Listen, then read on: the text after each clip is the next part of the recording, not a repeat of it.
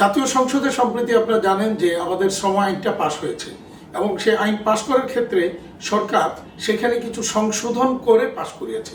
সেই জন্য সরকারকে আমাদের পক্ষ থেকে, পোশাক শিল্প পরিবারের পক্ষ থেকে, স্পেশালি বিকেমির পক্ষ থেকে আন্তরিকভাবে ধন্যবাদ জানাচ্ছি। তবে সেখানে তারপরেও দু একটা জায়গায় আমার মনে হয় এটা হয়তো তারা ওভারলুক করে ফেলেছেন বা দেখতে পারেননি, হয়তো তাদের নলেজে গেলে বা নজরে গেলে এইটাও সংশোধন হতে পারতো বা হয়ে যেত। শুধুবৃন্দ, যেই জায়গাতে অস্পষ্টতা এবং বিভ্রান্তি রয়ে গেছে সেই জায়গাটা যদি আমি একটু স্পেসিফিক্যালি উল্লেখ করি, তাহলে আপনারাও বুঝতে পারবেন যে বিভ্রান্তিটা কেন এবং কোথায়, কি ধরনের বিভ্রান্তি।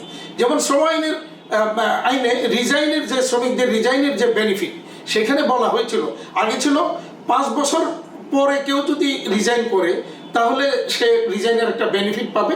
তখন ছিল এটা প্রতি বছরের জন্য 14 দিন, আর 10 বছরের অধিক হলে 5 থেকে 10 বছর পর্যন্ত 14 দিন, 10 বছরের অধিক হলে এটা ছিল 30 দিন করে, অর্থাৎ 1 মাস করে সেখানে বেনিফিট পাওয়ার বিধান ছিল। কিন্তু শ্রমিক নেতাদের অনুরোধে আমরা সেখানে একটা স্টেপ নিচে নামানোর সিদ্ধান্ত নিলাম সর্বসম্মতিক্রমে। সেখানে আমরা বললাম যে ঠিক আছে, 5 বছর থেকে 10 বছর, 10 বছরের অধিক যে স্টেপগুলি রয়েছে তার সাথে আমরা 3 বছর থেকে 5 বছরের একটা স্টেপ আমরা দিব।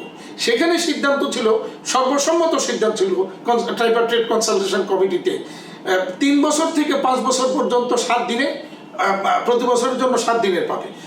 কিন্তু সংশোধনের সময় শ্রম মন্ত্রণালয় যেটা করেছে, আমি একটু পড়ে শোনাই। যদি তিনি 3 বছর পর্যন্ত অবিচ্ছিন্নভাবে মালিকের অধীনে চাকরি করিয়া থাকেন তাহলে 7 দিনের মজুরি পাবেন। ক্লিয়ার?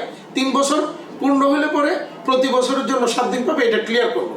কিন্তু পরের লাইনে গিয়ে বিভ্রান্তিটা তৈরি করলো। সেখানে কি বললো, যদি তিনি 3 বছরের বেশি কিন্তু 10 বছরের কম মেয়াদে মালিকের অধীন অবিচ্ছিন্নভাবে চাকরি করিয়া থাকেন তাহলে 15 দিনের মজুরি পাবেন। তাহলে একবার বললো 3 বছর হইলে পরে 7 দিন পাবে, আবার বলা হলো 15 দিন পাবে। 3 বছর থেকে 10 বছর 15 দিন পাবে। তাহলে কোনটা সঠিক?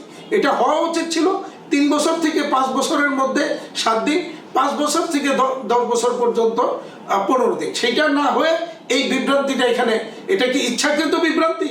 সমসন্তোষ তৈরি করার জন্য এটা কি একটা ইচ্ছাকৃত বীজ বপন করা হলো কারো স্বার্থে, নাকি তাদের মিস্টেক? যদি মিস্টেকই হয়ে থাকে তাহলে এটা সংশোধন হলো না কেন, এর জবাবটা শ্রম মন্ত্রণালয় দিবে আমরা বলে আশা করি।